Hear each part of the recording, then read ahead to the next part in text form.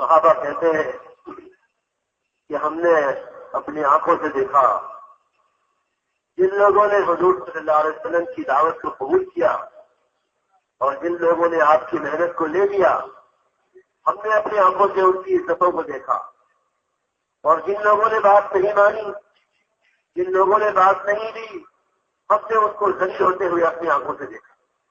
بڑے بڑے سردار ہیں، بڑے بڑے لوگ تھے، بڑے خوبصورت انسان تھے، لیکن میرے بزرگوں اور بھائیوں، اللہ رب العزت نے ان کو ذلتوں میں اتار دیا۔ اللہ رب العزت نے حضرت محمد صلی اللہ علیہ وسلم کے واسطے سے ایک محنت کی ہمیں اور ایک پاکیزہ دین دیا ہمیں۔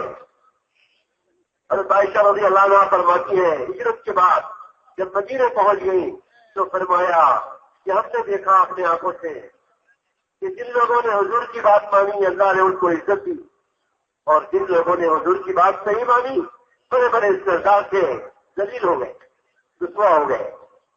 میرے بزرگوں، اللہ رب العزت نے قرن اول کی محنت دی ہے، ہمیں قرن اول کی محنت دی ہے۔ یہ وہ کام ہے کہ اگر اس محنت کو صحیح اصولوں سے کریں گے، صحیح محنت پر کریں گے، اپنے بڑوں کی نگرانی میں کریں گے، اور میرے بزرگوں پوچھ کر چلیں گے، تابعدار ہو کر چلیں گے، مشورے کے ساتھ چلیں گے، اللہ رب العزت اس وقت میں اس دور میں بھی ہمیں وہ ترقی دیں گے کہ جس طرح سے قرن اول میں صحابہ کرام رضی اللہ عنہم اجمعین نے اللہ تعالیٰ کے خزانوں سے نفع اٹھایا، آج بھی اللہ کا خزانہ کھلا ہوا ہے اور اس کا بیج قیامت تک کے لیے ہے۔ اس کے اصول میں، اس کے نظام میں تبدیلی نہیں آئی۔ صحیح یقین پر آئیں گے، صحیح محنت پر آئیں گے، آج اس دور کا کلمہ پڑھنے والا بھی اللہ تعالیٰ کی قدرت سے نفع اٹھانے والا بنے گا۔ میرے بزرگوں، ایک صحابی ہے، ان کے گھر میں فاقہ آیا، کئی دنوں کا فاقہ، اور ان کی وہ پریشان اور گھر سے باہر نکلے۔ ان کی اہلیہ نے تندور، اس زمانے میں تندور میں روٹیاں پکتی تھیں، تندور میں آگ لگا دی، اور کیوں؟ ہمارا فاقہ ہمارے پڑوسیوں کو نہ پتہ چلے، ہمارے پڑوسیوں کو یہ نہ پتہ چلے کہ ہمارے گھر میں فاقہ ہے۔ اپنا فاقہ چھپانے کے لیے تندور میں آگ جلائی، اور اپنا فاقہ چھپانے کے لیے اپنی چکی کو گھمایا، تاکہ اس کی آواز سے ہمارے پڑوسی سمجھ جائے ان کے گھر میں کچھ ہے، چکی چل رہی ہے۔ وہ صحابیہ کہتی ہے کہ ہم نے تو اپنا فاقہ چھپانے کے لیے کام کیا تھا، اور ان کے شوہر بھوک کی وجہ سے گھر کے باہر گئے، کسی روایت میں ہے مسجد کی طرف گئے، کسی روایت میں ہے حیات صحابہ کی کہ وہ باہر گئے میدان میں، اور پھر گھر کی طرف لوٹے۔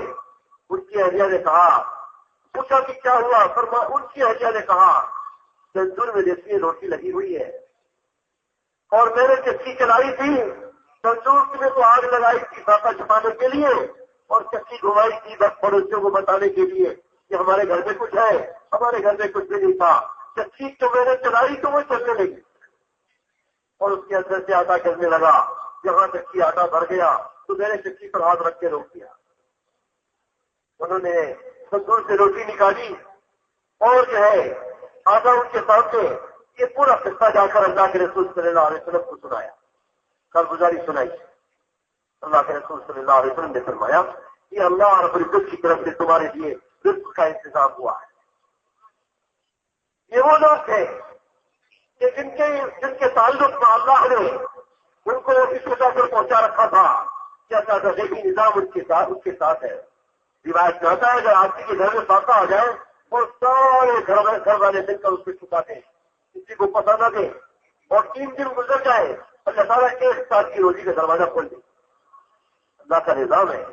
میرے بزرگوں اور بھائیوں، وہ صحابی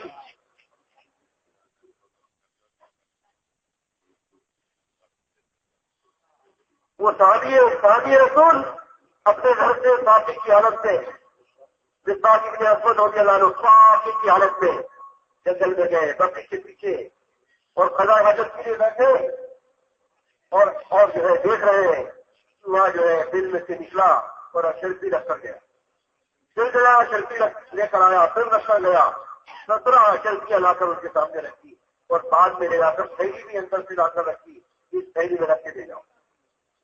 मेरे बुजुर्गों और भाइयों, अल्लाह रब्बुल इज्जत से चूहे के जरिया तो एक दिल में से अशरफिया निकाल कर जो है पहुंचवाई, और वो भी दीन और शरीयत के जानने वाले लोग थे, इल्म उनका गहरा था, हराम हलाल को समझते थे, जायज और नाजायज को समझते थे। उन्होंने उठाकर जरूर लिया, लेकिन सरकार के पास लेकर गए, पूरा किस्सा सुनाया, तो सरकार ने क्या फरमाया, ये अल्लाह की तरफ से। उन्होंने यही पूछा, अल्लाह के रसूल किस तरह से ये अशरफियां आई हैं, ये मेरे लिए हलाल है या हराम है? आपने फरमाया ये अल्लाह की तरफ से रिस्क है, तुम तक चूहे के जरिए पहुंचाएंगे। आज वो लोग थे अल्लाह अकबर कि अल्लाह ताला ने चूहे के जरिए उनको रोजी पहुंचवा दी, और आज के लोगों का यकीन में जब फसाद आया तो चूहे उठाकर ले जाए। तो मोहतरम दोस्त बुजुर्ग बोलें जे एरकम भावे যে এই দিনের মেহনত যখন হয়েছে, দাওয়াতের মেহনত যখন হয়েছে, তো আল্লাহ তাআলা মানুষের যে এরকম ভাবে জিল্লতিকে পরিবর্তন করে ইজ্জতের ব্যবস্থা করে দিতে। এই জন্য সাহাবীরা এই কথা বলতেন যে আমরা এরকম ভাবে বড় বড় ইজ্জতওয়ালাদেরকে দেখছি যে এরকম ভাবে হুজুর সাল্লাল্লাহু আলাইহি সাল্লামের এই আনিত দ্বীনকে কবুল না করার কারণে কিভাবে তারা জলিল হয়েছেন, বেইজ্জত হয়েছেন। আর বলেন যে এরকম যারা জলিল কওম ছিল তারা হুজুরের সাথে হুজুরের আনিত এই দ্বীনকে কবুল করবার কারণে কিভাবে আল্লাহ তাআলা ওনাদেরকে ইজ্জতওয়ালা বানাইছেন। হযরত আয়েশা রাদিয়াল্লাহু তাআলা আনহা হিজরতের পরে ফরমাইছেন যে এরকম ভাবে বড় বড় ইজ্জতওয়ালা কওম কিভাবে যে এরকম ভাবে জলিল হয়ে গেছে, কওমের বড় বড় সরদাররা এই ইসলাম কবুল না করার কারণে কিভাবে জলিল হয়েছে। আর এরকম ভাবে সাধারণ থেকে সাধারণ লোক যে এরকম ভাবে যারা বড় বেইজ্জতির উপরে জিন্দেগি যাপন করতেছিল তারা এই ইসলামকে কবুল করার কারণে কিভাবে ইজ্জতওয়ালা হয়ে গেছে। তো মোহতারাম দোস্ত বুজুর্গ বলে যে এরকম ভাবে আল্লাহ তাআলা এই মেহনতের জরিয়াতে মানুষকে হুজুর সাল্লাল্লাহু আলাইহি সাল্লামের এই আনিত তালিমাতের উপরে যেটা আল্লাহ রাসূল নিয়ে আসছেন আল্লাহ তাআলার পক্ষ থেকে, ওই শিক্ষার উপরে জিন্দেগিকে উঠাইবার তৌফিক দিবেন, আর ওই শিক্ষার উপরে তাদের জিন্দেগি উঠবে, আর এইটার পরে আল্লাহ তাআলা তাদেরকে ইজ্জত দান করবেন। আর বলে যে যখন হুজুর সাল্লাল্লাহু আলাইহি সাল্লামের দেওয়া এই শিক্ষাকে তারা গ্রহণ করবে, এরপরে আল্লাহ তাআলা তাদের জন্য গায়েবী মদদের খাজানাকে খুলবেন, যে এরকম ভাবে গায়েবী মদদ এবং নুসরতের খাজানা তখন তাদের জন্য খুলবে। মোহতারাম দোস্ত বুজুর্গ, যে আল্লাহ তাআলা দৌরে সাহাবীদের জামানাতে যে সাহায্য আর মদদকে নাযিল করছেন, ওই আল্লাহ তাআলা কিয়ামত পর্যন্ত ওই একই সাহায্য আর মদদ নাযিল করবেন যখন ওই সাহাবীদের ওই মেহনত এবং সাহাবীদের ওই সিফাত আবার যখন মুসলমানদের মধ্যে জিন্দা হবে। মোহতারাম দোস্ত বুজুর্গ বলেন যে এটাই হইল ওই কাম, যে কামের মাধ্যমে মানুষের জিন্দেগির মধ্যে পরিবর্তন আসে এবং সাহাবী ওয়ালির ওই সিফাত মানুষের জিন্দেগির মধ্যে জিন্দা হয়। যে ওনাদের এলেম যে গভীর ছিল, ওনাদের জিন্দেগি যে পাক সাফ ছিল, সাদা সিধা জিন্দেগি ছিল, ওই জিন্দেগি যখন আবার মানুষের মধ্যে আসবে তো তখন মোহতারাম দোস্ত বুজুর্গ ওই গায়েবী মদদ আর সাহায্য আল্লাহ পাক নাযিল করবেন। এই দাওয়াতের মেহনত হইল ওই মেহনত, যে মেহনতের মাধ্যমে আল্লাহ পাকের গায়েবী মদদ আর সাহায্যের উপরে ইয়াকিন জন্মে যে আল্লাহ তাআলা এই গায়েবী মদদ আর সাহায্যকে নাযিল করবেন। মোহতারাম দোস্ত বুজুর্গ বলে যে এরকম ভাবে সাহাবায়ে কেরাম দাওয়াতের মেহনতের মাধ্যমে আল্লাহ পাকের খাজানা থেকে কিরকম ভাবে উপকৃত হয়েছেন, কিরকম ভাবে আল্লাহ পাকের খাজানা থেকে সরাসরি যেরকম ভাবে উপকৃত হয়েছে। আর শুধু তাই নয়, বলে যে যেখানে কোনো সেকেন্ড দেখা যাইতেছে না, যেখানে বাহ্যিক কোনো আসবাব নজরে আসতেছে না, এরপরেও আল্লাহ পাক কিভাবে সাহায্য আর মদদ করে ওনাদের সমস্ত প্রয়োজনকে পুরা করছেন। আজও আল্লাহ তাআলা ওই রকম সাহায্য করবেন, ওই রকম ইজ্জতের ব্যবস্থা করবেন। আর বলেন যে আসমান থেকে ওরকম যে এরকম ভাবে আল্লাহ পাকের গায়েবী মদদ নামবে, যখন সাহাবীওয়ালা ওই জিন্দেগি আবার দুনিয়াতে জিন্দা হবে, এই মেহনতের দুনিয়াতে ওই জিন্দেগি আবার দুনিয়াতে জিন্দা হবে, ওই সিফাত মানুষের জিন্দেগির মধ্যে আসবে। সেই জন্য বলেন যে হুজুর সাল্লাল্লাহু আলাইহি ওয়াসাল্লাম এক একজন সাহাবীর জিন্দেগিকে উঠায় দেখা যায় এবং ওনাদের জিন্দেগির মধ্যে যে আমলগুলো ছিল, হুজুর সাল্লাল্লাহু আলাইহি ওয়াসাল্লামের যে শিক্ষাগুলো ওনারা জিন্দেগির মধ্যে দিয়েছিলেন, ওইটাকে জিন্দেগির মধ্যে আনবার জন্য মেহনত করা চাই। বলে যে এক সাহাবী তার ঘরের মধ্যে খাবার না থাকার কারণে যে এরকম ভাবে অস্থির হয়ে ঘর থেকে বের হয়ে গেছে। আর বেবি যে ছিলেন, বেবি চিন্তা করতে যে আমাদের এই ভোকার খবর যদি প্রতিবেশী জানে তাহলে এটা যে এরকম ভাবে না জানা চাই, এই প্রতিবেশীদের হয়ে আমাদের এই ভোকার খবর না জানতে পারে।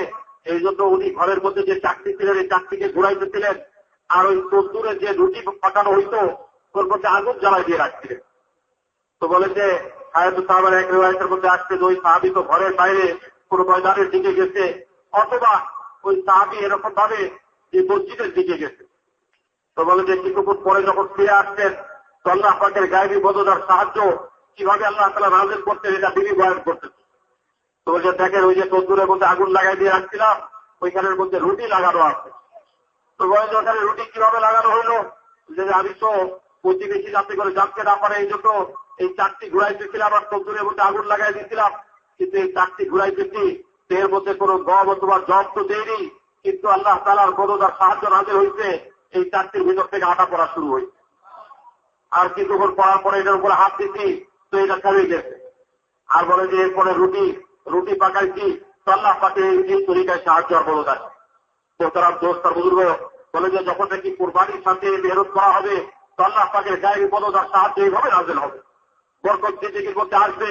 উনি বলেন যে কোনো ঘরওয়ালা যদি কোনো কারণে গোটা ফাঁকার মধ্যে পড়ে আর ওই ঘরের সবাই সিদ্ধান্ত নেয়, পরিবারের স্বামী স্ত্রী বাচ্চা যারা আছে সবাই মিলে সিদ্ধান্ত নিল যে আমরা আমাদের এই গোটা ফাঁকাকে আমাদের এই সমস্যাকে কারোর সামনে বলবো না। তো বলে যে এই সিদ্ধান্ত নিয়ে যে এরকম ভাবে তারা এই গোটা ফাঁকা অবস্থায় রইল, প্রতিবেশী কাউকে জানাইল না, অন্য কাউকে কোনো খবর দিল না, নিজেদের এই অভাবকে লুকায় রাখলো। আর বলে যে এই অবস্থায় যদি তাদের উপর দিয়ে 3 দিন অতিক্রম করে তো আল্লাহ তাআলা তাদের জন্য 1 বছরের হালাল রুজির ব্যবস্থা করে দিল। হাদিসে পাকের মধ্যে আসছে যে এরকম 3 দিন গোটা ফাঁকার মধ্যে থেকে যারা নিজেদের অভাবের কথা অন্য কাউকে না বলে আল্লাহ তাআলা 1 বছরের হালাল রুজির ব্যবস্থা তাদের জন্য করে দেন। মোহতারাম দোস্তের বুজুর্গ, এরকম কুরবানির উপরে চলার দ্বারা সাহাবায়ে কেরামের জিন্দেগির মধ্যে বরকতের ফয়সালা হয়েছে। আর বলে যে আল্লাহ তাআলা ওনাদের জিন্দেগিকে আল্লাহ তাআলার গায়েবী বদলার সাহায্য নাযিল করে দিচ্ছেন। এবং হযরত ইকবাল ইবনে আসওয়াদ রাদিয়াল্লাহু আনহু যে পেশাব করতে গেছেন, গোটা ফাঁকা অবস্থায় জিন্দেগি যাপন করতেছেন, আর বলে যে পেশাব করতে যেয়ে ওই পেশাবখানার মধ্যে বসতেন, যে এরকম ভাবে ময়দানে বসতেন তো দেখেন যে একটা ইঁদুর খাল থেকে বের হইতেছে আর ওটার থেকে স্বর্ণমুদ্রা এনে যেমন সামনে রাখতেছে। আর বলে যে এরকম একটা দুইটা করে আনতে আনতে 17টা স্বর্ণমুদ্রা নিয়ে আসে ওনার সামনে জমা করছে। আর বলে শুধু তাই না, একটা থলি আমাদের সামনে রাখতে, আর বলে যে এরপরে সে চলে গেছে। আর উনি ওনার প্রয়োজনকে পুরা করে ওই স্বর্ণমুদ্রাগুলো ব্যাগের মধ্যে ভরছেন, হুজুর সাল্লাল্লাহু আলাইহি ওয়াসাল্লামের দরবারে নিয়ে আসেন। মোহতারাম দোস্তার বুজুর্গ, ওনাদের কাছে হালাল এবং হারামের ইলম ছিল, ওনারা এটা হুজুর সাল্লাল্লাহু আলাইহি ওয়াসাল্লামের কাছ থেকে শিখছিলেন। আর এই তখন বেরতের ময়দানে চলার কারণে হালাল এবং হারামের উপরে উঠবার যোগ্যতা ওনাদের মধ্যে পয়দা হয়েছে।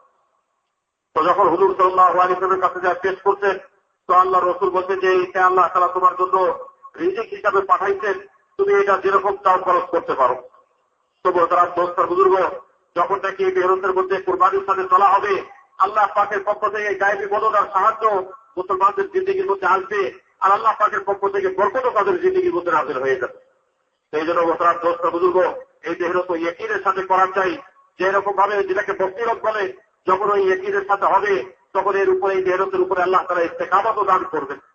এই জন্য মোহতারাম দোস্তার বুজুর্গ, একদিকে যেরকম এই বেরত যে এরকম ভাবে মজবুতির সাথে করতে হবে, আর বলেন যে সাথে সাথে এই বেরত করা অবস্থায় যে কুরবানি আসবে, মুজাহাদা আসবে, যেটাকে যখন বরদাস্ত করা হবে তখন আল্লাহ পাকের পক্ষ থেকে গায়েবী বদলার সাহায্য নাযিল হবে।